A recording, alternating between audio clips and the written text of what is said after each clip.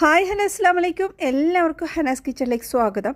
ഇന്നത്തെ ഞാൻ സെയിൽ ചെയ്യുന്ന ഒരു ഉള്ളി ബജയുടെ റെസിപ്പി ആയിട്ടാണ് വന്നത്. പലതരത്തിലുള്ള ഉള്ളി ബജ ഉണ്ട് കേട്ടോ. അപ്പോൾ ഞാൻ കടയിലൊക്കെ കൊടുക്കുന്നത് ഈ ഒരു ടൈപ്പിലുള്ളതാണ്. അപ്പോൾ ഇതെങ്ങനെ ഉണ്ടാക്കുന്നതെന്ന് നോക്കാം. വീഡിയോയിലേക്ക് കിടക്കാം.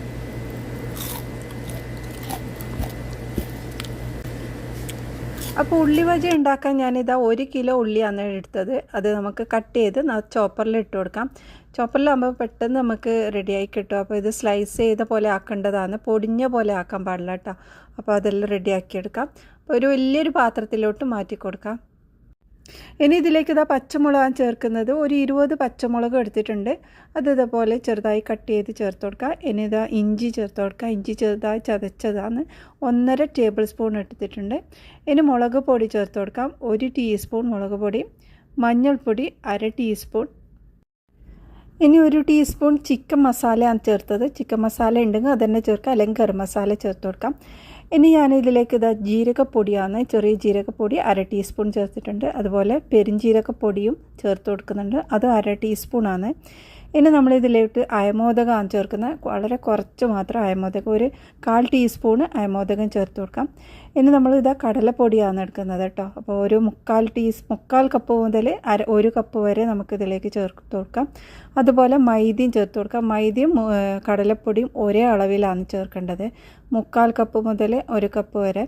പിന്നെ ഞാനിതിലോട്ട് ചേർത്തത് അരിപ്പൊടിയാണ് കേട്ടോ. അത് 4 ടേബിൾ സ്പൂണോളം ചേർത്ത് കൊടുത്തിട്ടുണ്ട്. ഇനി ഇതിലോട്ട് മല്ലിയില ചേർക്കുന്നത്. കൈ നിറയെ മല്ലിയില ഇട്ടിട്ടുണ്ട്. ഇനി ഒരു തണ്ട് കറിവേപ്പില എടുത്തിട്ടുണ്ട്, അത് ഇതുപോലെ കീറിയിട്ട് ഇട്ട് കൊടുക്കാം. ഇനി ഇതിലേക്ക് പാകത്തിനുള്ള ഉപ്പും ചേർത്ത് കൊടുക്കാം. ഇനി നന്നായിട്ടൊന്ന് മിക്സ് ചെയ്യുക, കൈ കൊണ്ട് തന്നെ മിക്സ് ചെയ്ത് കൊടുക്കാം. ഇതിലേക്ക് നമ്മൾ വെള്ളമൊന്നും ചേർക്കുന്നില്ല. ഇതിൽ ഉള്ളിയിൽ നിന്ന് തന്നെ നല്ലോണം വെള്ളം ഇറങ്ങി വരും. അപ്പോൾ നമ്മൾക്കിത് നല്ലോണം കവർ ചെയ്ത് കിട്ടാൻ ആ ഒരു ഉള്ളിലത്തെ വെള്ളം തന്നെ മതിയാവും. അതുകൊണ്ട് ഇതുപോലെ നന്നായിട്ടൊന്ന് മിക്സാക്കിയ ശേഷം കുറച്ച് സമയം ഇത് മാറ്റി വെക്കണം. ഇനി ഇതൊരു 10 മിനിറ്റ് നമുക്ക് മാറ്റി വെക്കാം. അപ്പോൾ തന്നെ അതിൽ നല്ല സോഫ്റ്റായിട്ട് വെള്ളമൊക്കെ ഇറങ്ങി വരും. അപ്പോൾ ഇന്ന് എനിക്ക് കുറച്ച് കൂടുതൽ തന്നെ സ്നാക്ക് ഉണ്ടാക്കാനുണ്ടായിരുന്നു. അപ്പോൾ എഗ് മാസാണ്, എഗ് മാസിൻ്റെ ഫില്ലിംഗ് ആണ്. ഇത് കാണാത്തവരുണ്ട്, കണ്ടുമൊക്കെ വളരെ എളുപ്പത്തിൽ ഉണ്ടാക്കാൻ പറ്റുന്ന, കുറഞ്ഞ ഇൻഗ്രീഡിയൻ്റ് കൊണ്ട് ഉണ്ടാക്കാൻ പറ്റുന്ന നല്ലൊരു സ്നാക്കാണ് കേട്ടോ എഗ് മാസ്. അപ്പോൾ അതാ 10 മിനിറ്റ് ആയ ശേഷം ഞാനിത് ഒന്നുകൂടെ നന്നായിട്ടൊന്ന് മിക്സാക്കി എടുക്കുന്നുണ്ട്. ഇതിലേക്ക് നമുക്ക് ഇനി വേണമെങ്കിൽ ഒന്ന് മിക്സായി കുറഞ്ഞെന്ന് വിചാരിക്കുന്നുണ്ടെങ്കിൽ നമുക്ക് കടലപ്പൊടിയും മൈദപ്പൊടിയും ഒക്കെ ചേർത്ത് കൊടുക്കാം കേട്ടോ. അപ്പോൾ അത് രണ്ട് ചേർക്കുന്ന സമയത്ത് നമ്മൾ അരിപ്പൊടിയും കൂടി ചേർത്ത് കൊടുക്കേണ്ടി വരും. അത് കുറച്ചായിട്ട് നമ്മൾ അത് ഇങ്ങനെ ചേർത്തിട്ട് മിക്സാക്കി എടുക്കണം കേട്ടോ. അപ്പോൾ നന്നായി മിക്സാക്കിയ ശേഷം നമുക്കിത് ഓരോ ബോൾസാക്കി മാറ്റി വെക്കാം. അപ്പോൾ ഇങ്ങനെ ചെയ്താൽ നമുക്ക് ഇതിൽ നിന്ന് എത്ര പീസാക്കി കിട്ടും എന്നുള്ളത് കറക്റ്റായിട്ട് നമുക്ക് ഒരു ഐഡിയ കിട്ടും. അപ്പോൾ അതനുസരിച്ചിട്ട് നമുക്ക് ഇനി ആവശ്യമുണ്ടോ എന്നുള്ളതൊക്കെ നമുക്ക് മനസ്സിലാവും. അപ്പോൾ ഇവിടുന്ന് എനിക്ക് ഒരു 11 പീസാണ് കേട്ടോ കിട്ടിയത്. അപ്പോൾ ഇനി നമ്മൾക്കതൊന്ന് പരത്തിയേക്കാം. അപ്പോൾ ഇവിടെ എനിക്ക് നല്ല വലിയ സൈസാണ് ആക്കേണ്ടത്. അതുകൊണ്ട് തന്നെ ഞാനിതാ ഒരു പാത്രത്തിലേക്ക് ഇതുപോലെ കവറൊക്കെ ഇട്ടിട്ടാണ് ഞാൻ ചെയ്യുന്നത്. ഞാൻ മുമ്പ് പരിപ്പ് വടയും ഇതുപോലെ തന്നെയാണ് ഉണ്ടാക്കിയത്. ഇവിടെ എല്ലാം വലിയ സൈസാണ് എനിക്ക് കൊടുക്കാനുള്ളതൊക്കെ. അപ്പോൾ അതിനനുസരിച്ചിട്ട് വലിയ സൈസ് തന്നെ ആക്കി എടുക്കണം. അപ്പോൾ അത് നമ്മളെ കയ്യിൽ പിടിക്കാത്തത് കൊണ്ടാണ് ഇതുപോലെ ഒരു വലിയ പാത്രത്തിൽ തന്നെ ആക്കിയത്. അപ്പോൾ ഇതുപോലെ ചെയ്തതിന് ശേഷം നമുക്ക് പൊരിച്ചെടുക്കാം. നല്ല ചൂടായ എണ്ണയിലേക്കിട്ട് വേണം പൊരിച്ചെടുക്കാൻ. വലിയ സൈസ് ആക്കിയെടുക്കാൻ വേണ്ടിയിട്ടാണ് ഇതുപോലെ ചെയ്യുന്നത്. നമുക്ക് കയ്യിൽ ചെയ്തെടുക്കാനും പറ്റും. അപ്പോൾ ഇതുപോലെ ചെയ്തതിന് ശേഷം ചൂടായ എണ്ണയിലേക്കിട്ട് പൊരിച്ചെടുക്കാം. അപ്പോൾ 2 സൈഡും നല്ല ക്രിസ്പി ആകുന്നവരെ പൊരിച്ചെടുക്കണം.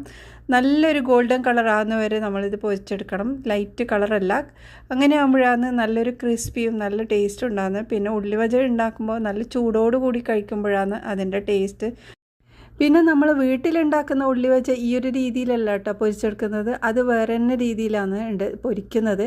അത് ഇങ്ങനെ ചെയ്യുമ്പോഴുണ്ടല്ലോ അതിൻ്റെ ഓരോ ഭാഗത്തും നല്ല ക്രിസ്പി ആയിട്ട് വരും. അപ്പോൾ ഇങ്ങനെ ഇതാക്കിയിട്ടല്ല, ഷേപ്പാക്കിയിട്ടല്ല, നല്ല ലൂസായിട്ട് ഇതുപോലെ ഒന്ന് വിട്ട് ഇട്ട് കൊടുക്കുകയാണ് ചെയ്യുന്നത്. അപ്പോൾ ഓരോ ഉള്ളിയും നല്ല ക്രിസ്പി ആയിട്ടും നല്ല പൊതിഞ്ഞ് ആ ഒരു മാവിൽ നല്ലോണം പൊതിഞ്ഞ് നിന്നിട്ട് ആകുമ്പോൾ നല്ല ടേസ്റ്റാണ്. ഇങ്ങനെയാണ് കേട്ടോ ഞങ്ങൾക്ക് എല്ലാവർക്കും ഇഷ്ടം. ഉള്ളി ബജ ഈ ഒരു രീതിയിലാക്കി നോക്കട്ടെ. അതിൻ്റെ ആ ഒരു മസാല എല്ലാ ഭാഗത്തും നല്ല രീതിയിലായിട്ട് ഓരോ ഉള്ളിയും നല്ല ക്രിസ്പിയും നല്ല ടേസ്റ്റുമാണ്. ഈ ഒരു മസാല അടിപൊളിയാണ്, ട്രൈ ചെയ്ത് നോക്ക്. അപ്പോൾ വീട്ടിലുണ്ടാക്കുമ്പോൾ ഈ ഒരു രീതിയിലും നമ്മൾ ഷോപ്പിലൊക്കെ കൊടുക്കുമ്പോൾ നമ്മൾ ഒരു ഷേപ്പാക്കിയിട്ടുമാണ് കൊടുക്കുന്നത്.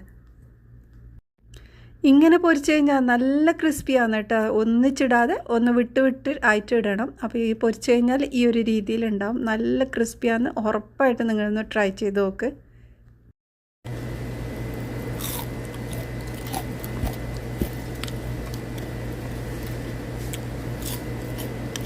അപ്പോൾ ഇത് നല്ല ക്രിസ്പി ആയിട്ടുള്ള ഒരു ഉള്ളി ബജി ഇവിടെ റെഡിയായി.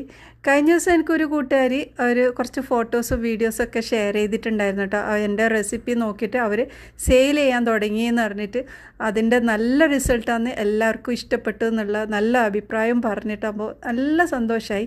അപ്പോൾ അങ്ങനത്തെ ഓരോ ഫോട്ടോസ് നിങ്ങൾക്ക് ഷെയർ ചെയ്യാനുണ്ടെങ്കിൽ ഒന്ന് ഇൻസ്റ്റാഗ്രാമിലൂടെ ഷെയർ ചെയ്യാം കേട്ടോ. അപ്പോൾ അതിൻ്റെ കുറച്ച് ഫോട്ടോസ് ഞാൻ ഈ ഒരു വീഡിയോൻ്റെ ലാസ്റ്റ് ഇട്ടിട്ടുണ്ട് കേട്ടോ.